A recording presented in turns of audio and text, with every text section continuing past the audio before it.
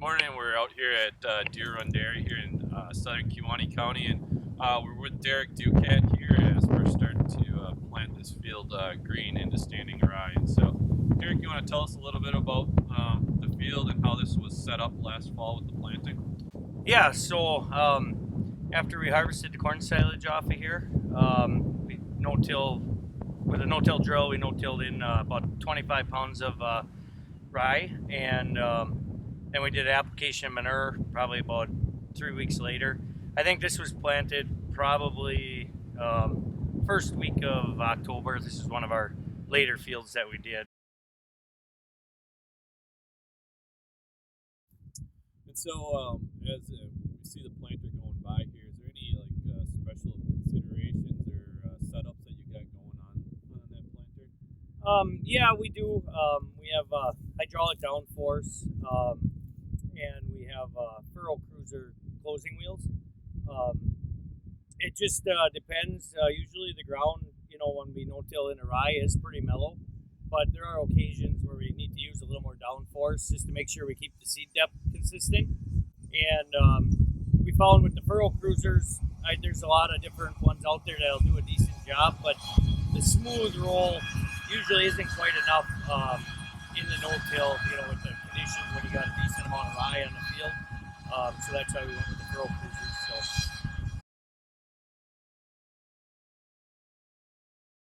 Are you seeing a lot of hairpinning of the rye in the seed trends when we're planting into this rye that's 14, 16 inches tall? no, and we've planted in the rye that was headed out already, and with the roll cleaners, they just kind of shifted off to the side enough so that when the disc openers come through, most of that's moved out of the way. And if we see any hairpinning, it may be in the top quarter inch, but we're usually planting about 2 to 2.25 inches deep, so we never really get any residue down by the seed.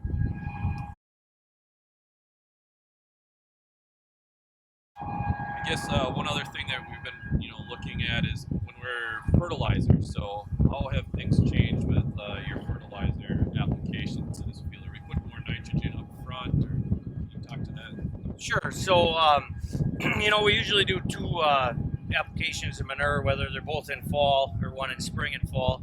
But we did find that usually in the early season we add more nitrogen just because the rye is holding a lot of it. So the rye is kind of used as our late season nitrogen. So we're putting anywhere from 7.5 gallons to 10 gallons of 28% or 32% down, and then we will come back early for our side dress, usually 4 inches tall, and we like to get our side dress nitrogen on early, and then we kind of rely on the breakdown of the rye for our late season nitrogen.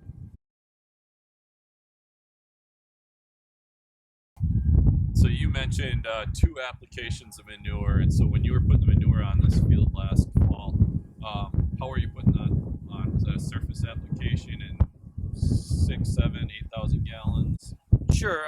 Yeah, no, we did a surface application with a dribble bar, and we've been able to. Last fall, we were actually getting closer to 10,000 gallons, just with the conditions, and the rye had grown a little bit more, in the fall of 20 than what we've seen in 18 and 19. So we were actually able to bump our rate probably about 3,000 gallons from the previous years. So we're able to get it down to two applications to get the amount that's needed versus the 3 to 4, in 18 and 19. But we were struggling with so much rain that we were only allowed to put 5 to 6, to have it stay.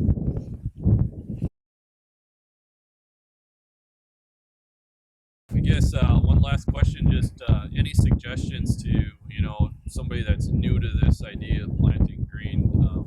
Any suggestions or pointers to them that you would have? Yeah, I guess I would say just be open-minded. Like everybody, we were a little skeptical when we started on how much we wanted to jump in, and we've done a lot of trials, and through the demo farms, there's a lot of trials going on, to help other people be more comfortable when they get into how much they want to do.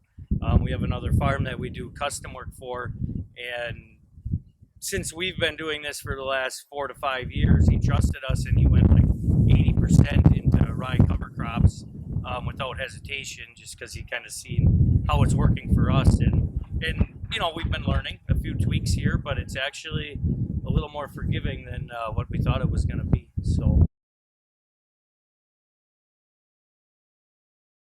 Yeah, from a soil health standpoint, I mean, having all this biomass here, our soil health is improving, and I think you can attest to that. But at the same time, the water quality benefits that we have here, along the lake, protecting this ground is extremely important. So. Yeah, and we've noticed, a lot less erosion in spring, but also we get a lot more work done in fall, and the spring load is a lot less this year, just because we're basically just doing the planter. We don't have the tillage and the stone picking and all that, and then also once it's planted, if we get one of these 3-inch rains, I'm not very concerned about erosion and washouts that we had to be fixing the last previous years.